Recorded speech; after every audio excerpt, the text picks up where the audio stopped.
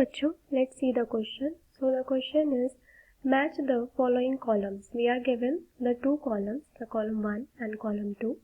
So in column 1 we have the options like option A triglycerides, option B lactose, option C RNA, option D beta pleated, and option E B wax.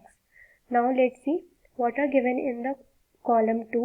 The first option is galactose, second is glycerol, third is palmitic acid, fourth is uracil, and fifth one is secondary structure. So now let's see what will be the key concept used here in this question. So first of all, the key concept. तो यहाँ पर हम देखेंगे की concept में, यहाँ पर हमको ऑप्शन कॉलम 1 और कॉलम 2 में जो दिए हुए हैं गिवन है, उसमें हमको रिलेशन बताना है कि किस तरह से ट्राइग्लिसराइड किसके साथ मैच होगा कॉलम 2 में, और यहाँ पर कॉलम 2 वाले कैसे यहाँ पर कॉलम 1 वाले से रिलेटेड है. तो यहाँ पर हम देखेंगे जो ट्राइग्लिसराइड है, ट्राइग्लिसराइड हमारा क्या होता है, ये हो जाता है हमारा लिपिड. ट्राइग्लिसराइड तो ये हमारा किस तरह, ये क्या हमारा क्या होता है, ये हमारा रिलेटेड होगा लिपिड्स से. तो यहाँ देखेंगे हम ऑप्शन कॉलम 2 में, तो यहाँ पर हमारा ट्राइग्लिसराइड मैच होगा ग्लिसरॉल से. नेक्स्ट देखा जाए यहाँ पर लैक्टोज का, तो लैक्टोज जो होता है ये हो जाएगा हमारा पॉलीसेक्राइड, और लैक्टोज का जो मोनोसेक्राइड है जिससे ये बनता है वो हो जाएगा गैलेक्टोज. तो यहाँ पर लैक्टोज हमारा क्या हो जाएगा, ये हो जाएगा एक पॉलीसेक्राइड, ये हमारा हो जाएगा पॉलीसेक्राइड, और इसका मोनोसेक्राइड क्या है, गैलेक्टोज. गैलेक्टोज हो जाएगा इसका मोनोसेक्राइड.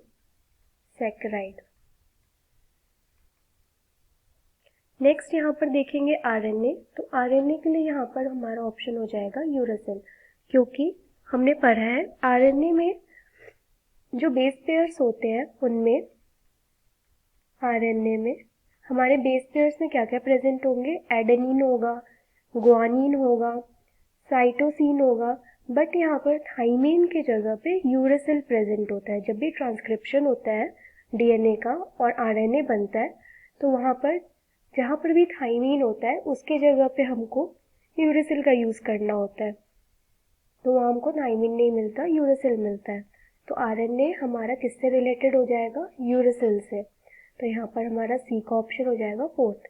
बीटा प्लीटेड अगर देखा जाए तो बीटा प्लीटेड हमारा सेकेंडरी स्ट्रक्चर होता है. सेकेंडरी स्ट्रक्चर, तो सेकेंडरी स्ट्रक्चर कैसा सेकेंडरी स्ट्रक्चर, जो प्रोटीन होते हैं, प्रोटीन, तो प्रोटीन के एक प्राइमरी स्ट्रक्चर होता है, सेकेंडरी स्ट्रक्चर होता है, टर्शियरी होता है, क्वाटरनरी होता है. तो यहाँ पर सेकेंडरी स्ट्रक्चर में देखा जाए तो सेकेंडरी स्ट्रक्चर में हमको दो तरह के स्ट्रक्चर देखने को मिलते हैं, एक अल्फा और एक बीटा प्लीटेड. तो बीटा प्लीटेड जो होते हैं इसको हम क्या देते हैं, बीटा प्लीटेड. तो यहाँ पर सेकेंडरी स्ट्रक्चर में हमको ये बीटा प्लीटेड जैसा स्ट्रक्चर देखने को मिलता है. ये कुछ इस तरीके से होता है.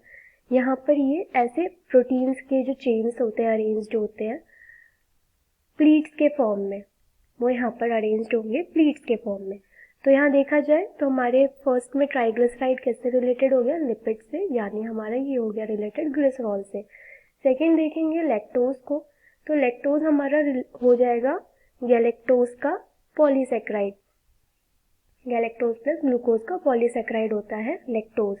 नेक्स्ट यहाँ देखा जाए आरएनए गिवन था, तो आरएनए में हमारा कंस्टिट्यूएंट बेस पेयर जो होता है वो होगा यूरासिल. नेक्स्ट देखेंगे बीटा प्लीटेड, तो बीटा प्लीटेड प्रोटीन का स्ट्रक्चर होगा सेकेंडरी स्ट्रक्चर जिसको हम कहेंगे. सेकेंडरी स्ट्रक्चर जो होता है हमारा बीटा प्लीटेड होता है प्रोटीन का. नेक्स्ट यहाँ देखेंगे बी वैक्स, तो बी वैक्स यहाँ पर हमारा रिलेटेड होता है पाल्मिटिक एसिड से. सो यहाँ पर हमारा ऑप्शन करेक्ट क्या हो जाएगा, करेक्ट ऑप्शन यहाँ हमारा करेक्ट ऑप्शन हो जाएगा ए के लिए 2, ऑप्शन ए के लिए 2, ऑप्शन बी के लिए फर्स्ट, ऑप्शन सी के लिए 4th, ऑप्शन डी के लिए 5th एंड ऑप्शन नंबर ई के लिए 3rd। तो हमारा यहाँ पे राइट आंसर कौन सा हो जाएगा? Option number 4th, that is A2, B1, C4, D5 and E3. Hope you understood it well. Best of luck.